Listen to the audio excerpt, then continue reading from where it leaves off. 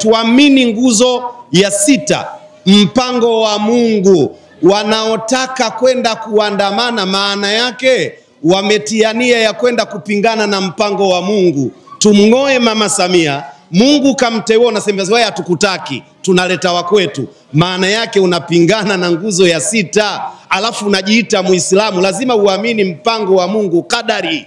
Waislamu tusiende kwenda kushindana na mpango wa Mungu, tusubiri temu ijayo. Lakini nigeuke kwa Wakristo. Mathayo 5:9. Na wale Wakristo, Mathayo 5:9. Heri ya wale wapatanishi, kwa maana wataitwa wana wa Mungu. Ukiwa mpatanishi unaitwa mwana wa Mungu. Unajihitaje wewe mchungaji, alafu wewe unakuwa ndio mchochezi, wakati Bible inasema heri ya wapatanishi, kwa maana wataitwa wana wa Mungu. Kakaangu akaitikia hapa amen. Niwaombe na wale Wakristo wote, twendeni tukashike pembe za jamvi la kikao, tukawe wapatanishi, ili tupate baraka ya kuitwa wana wa Mungu. Na maana halisi ya wana wa Mungu, maana yake ni wapendwa wa Mungu.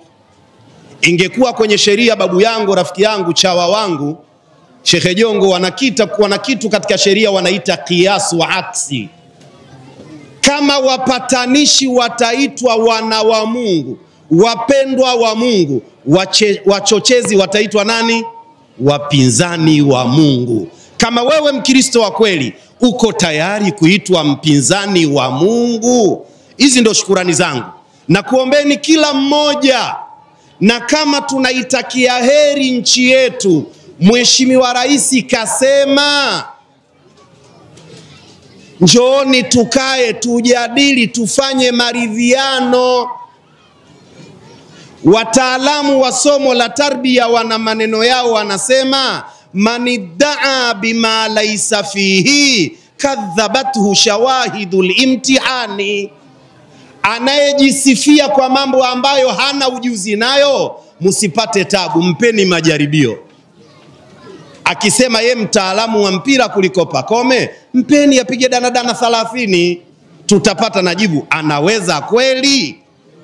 Sasa hakuna sababu ya kutaka kuleta shida katika nchi. Mheshimiwa Rais kasema twendeni, basi tunachotakiwa sisi twende kwenye kikao cha maridhiano. Kama hakuna maridhiano anatuongopea, ndo tutakuja kwa wananchi.